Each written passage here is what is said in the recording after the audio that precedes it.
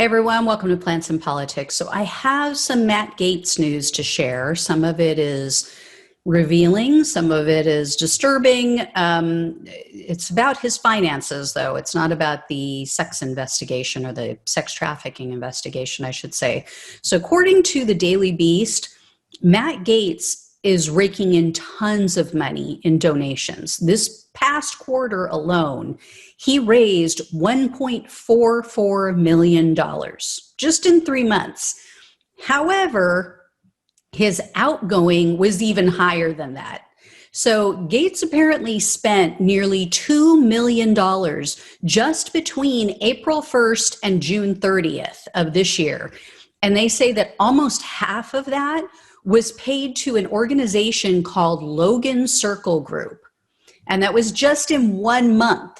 So in 1 month, he paid this Logan Circle Group almost $900,000. Now, they're apparently a public affairs firm, and they're helping Gaetz to craft his public message and trying to help his image. I mean, too late, but he paid another firm, Red Rock Strategies, nearly $100,000. And then another company called Trishul, I think it's pronounced Trishul LLC, they received $120,000 from Matt Gaetz. Both of them are consulting firms. And here's the thing, Trishul LLC is a one-man operation.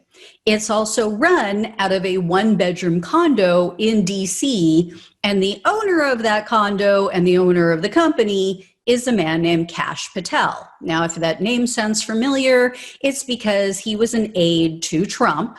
He's a total Trump suck-up, or he wasn't an aide to Trump. He worked in one of the departments, and he's also, but he was an aide, I should say, to Devin Nunes. So, you know, he just flocks with these same type of birds, these same type of scumbags. And he tried to prove that the deep state was out to get Trump.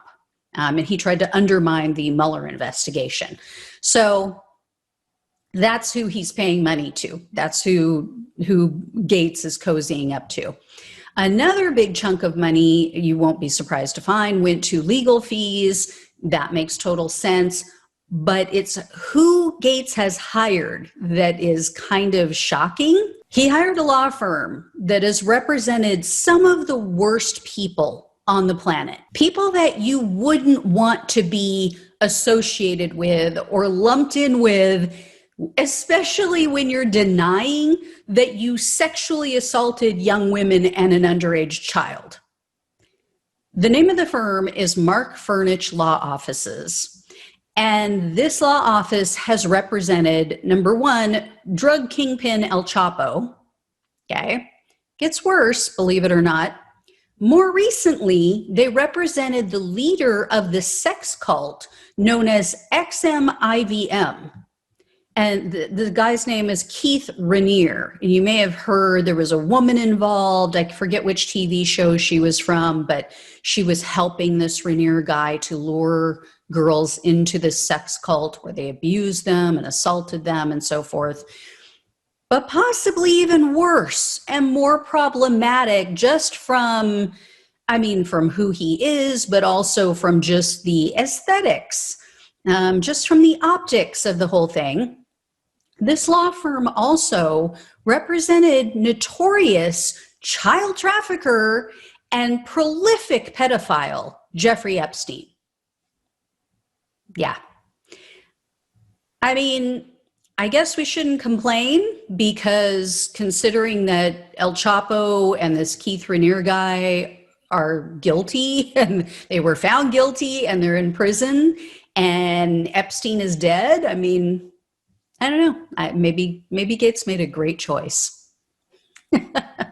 Hopefully that trend continues. But here's where his campaign finance reports get really interesting.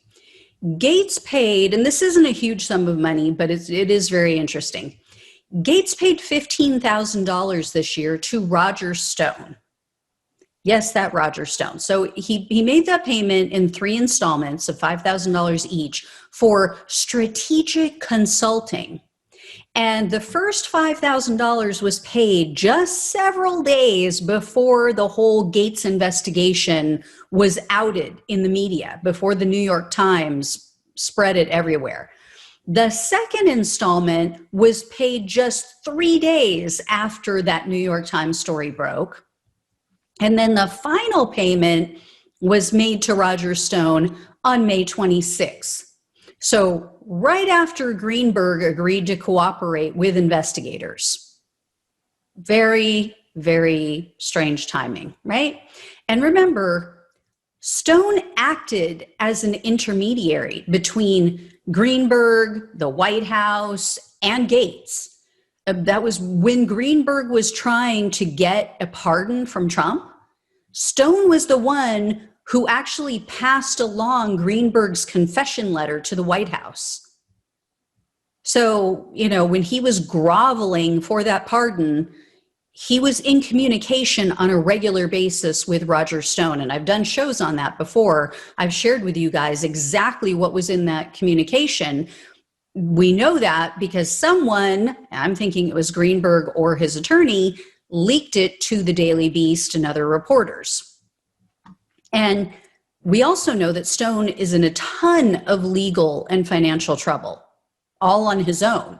He's on the verge of having his Florida condo seized by the government. So something tells me that Roger Stone, the guy who is a Trump lover, who was indicted and found guilty of lying to Congress and then, pardoned by Trump and tried to cover up Trump's crimes, something tells me that guy's not above covering for Gaetz if he's paid enough to do so. Just a hunch. Now, here's the funny part about what they found through Gaetz' campaign finance report. In the past 3 months, Gaetz has had to issue nearly $47,000 in refunds.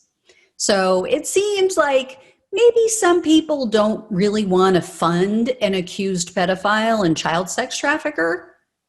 Imagine that. So when you hear these reports of how much money, he's bringing in tons of money, he's fundraising off of all the liberal hate. Yeah, he's putting out more. So he needs that money. He definitely needs it. I'll keep you guys posted if I hear any more. Thanks so much for watching and listening. Please like, share, subscribe, become a friend or a supporter of the show down below so I can keep bringing you great information. And we can hang out every month if you become a friend. So take care. Thanks, guys. I'll talk with you soon.